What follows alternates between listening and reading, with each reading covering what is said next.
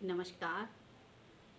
सृष्टि के उद्भव से जुड़े विविध प्रसंगों में एक नए प्रसंग के साथ मैं फिर आपके साथ हूँ। और आज का प्रसंग है कि क्यों दक्ष और नारद के मध्य मतभेद उत्पन्न हो गए। आदिशक्ति के द्वारा ब्रह्मा को नर और नारी यानी स्त्री और पुरुष के सृजन का आशीर्वाद मिला। तब ब्रह्मा ने एक पुरुष का सृजन किया और उसे नाम दिया मनु, और एक नारी का सृजन किया, उसे नाम दिया ब्राह्मी, जो बाद में शतरूपा के नाम से जानी गई। मनु और शतरूपा की 5 संतानें हुई, 2 पुत्र और 3 पुत्रियां। पुत्र थे प्रियव्रत और उत्तानपाद, और पुत्रियां हुई देवहूति, अकूति और प्रसूति। मनु ने सबसे छोटी कन्या प्रसूति का विवाह दक्ष के साथ किया। दक्ष की एक और पत्नी भी थी, उसका नाम था आसिकी। आसिकी से दक्ष के 5000 पुत्र हुए, और सामूहिक रूप से इन पुत्रों को हर्यश्व नाम मिला। जब वे बड़े हुए तो दक्ष ने इन्हें आज्ञा दी कि जाओ और भूलोक पर राज्य स्थापित करो और प्रजनन का कार्य करो। आज्ञाकारी पुत्र भूलोक की ओर निकल पड़े। सबसे पहले वे सिंधु नदी के तट पर, जहाँ सिंधु नदी समुद्र में गिरती है, वहाँ पर एकत्रित हुए। वहाँ उनसे कोई मिलने आ रहा है। न दक्ष जानता है कि कौन आ रहा है, और न हर्यश्व जानते हैं कि कौन आ रहा है। ऐसा कौन आ रहा है उनसे वहाँ मिलने? वहाँ उनसे मिलने नारद ऋषि आ रहे हैं, लेकिन अच्छे भाव से नहीं आ रहे हैं। नारद ऋषि वहाँ कुटिल भाव से आ रहे हैं। वे वहाँ पहुँचे और उन्होंने पूछा कि कहाँ जा रहे हो और क्यों जा रहे हो? हर्यश्व ने पिता की आज्ञा बता दी कि पिता की आज्ञा से हम भूलोक पर राज्य स्थापना के लिए जा रहे हैं। नारद ऋषि बोले, राज्य स्थापना? पहले तुम जानते भी हो कि भूलोक का कुल क्षेत्र कितना है, वहाँ का भूगोल क्या है?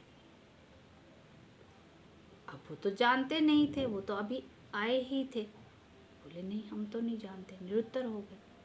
बोले, फिर तुम किस आधार पर स्वयं को भूलोक के राजा बनने के लायक समझ रहे हो? पहले जाओ और भूलोक का ज्ञान अर्जित करो। हो सकता है इसी समय तुम्हें पारलौकिक ज्ञान प्राप्त करने की कोई नई दिशा मिल जाए। इस प्रकार उनका मति भ्रम कर डाला। नारद ने मति में भ्रम डाल दिया, उनका मति भ्रम कर डाला। अब वो सोच रहे हैं ठीक ही कह रहा है।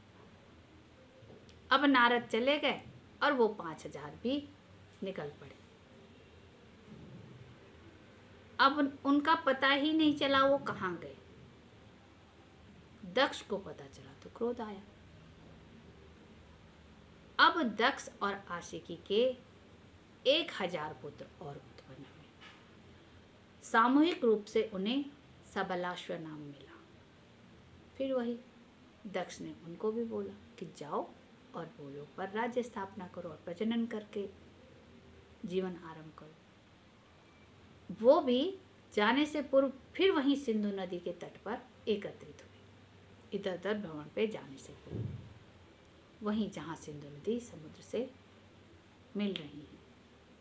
किंतु नारद पुनः उसी कुटिलता के साथ वहां पहुंच गए और उनको भी भ्रमित कर डाला।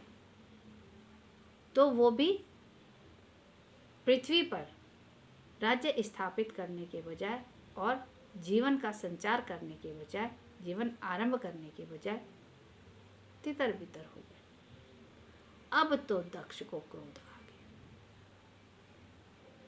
जो दक्ष और नारद हैं वो ब्रह्मा के मानस पुत्र हैं। नारद ब्रह्मा की ग्रीवा से उत्पन्न हुए और दक्ष जो हैं वो उनके दाहिने अंगुष्ठ से उत्पन्न हुए। नारद को ब्रह्मा ने श्राप दिया था गंधर्व बनने का, क्योंकि उन्होंने ब्रह्मा की आज्ञा का उल्लंघन किया था। तब दक्ष ने बोला, पिताश्री ने तुमको सही श्राप दिया। पिताश्री का श्राप बिल्कुल सही था। तुमने मेरे भी 6000 पुत्रों को मतिभ्रम करके ब्रह्मांड में पता नहीं कहाँ भेज दिया, उनका कुछ पता नहीं चला। मैं भी तुम्हें श्राप देता हूँ कि तुम भी हमेशा इसी प्रकार घूमते रहो, तुम्हारा कहीं निवास स्थान नहीं होगा, रहने की जगह नहीं मिलेगी तुम्हें कहीं। इस प्रकार उनको श्राप दे दिया नारद को। किसने? दक्ष ने, क्रोधित होकर। अब इसके पश्चात दक्ष और आशिकी की 60 कन्याएं उत्पन्न हुई। इनमें से 27 जो थी वो नक्षत्र के रूप में थी, तो उनका विवाह चंद्रमा से हुआ। 10 जो है उनको धर्मदेव को दिया गया, अर्थात उनका विवाह धर्मदेव से हुआ। और 13 कन्याओं का विवाह मरीचि ऋषि के पुत्र कश्यप ऋषि के साथ हुआ। यही 13 युग्म आगे सृष्टि के सृजन में प्रथम स्रोत बने। कौन कौन थी ये कन्याएं? अदिति। अदिति के पुत्र हुए आदित्य। इनमें 2 पुत्र थे, सूर्य और इंद्रदेव। तो सूर्य जो है पृथ्वी पर ऊष्मा के और प्रकाश के स्रोत बने और इंद्र देवताओं के राजा हुए। दूसरी पुत्री दिति, दिति के दैत्य हुए।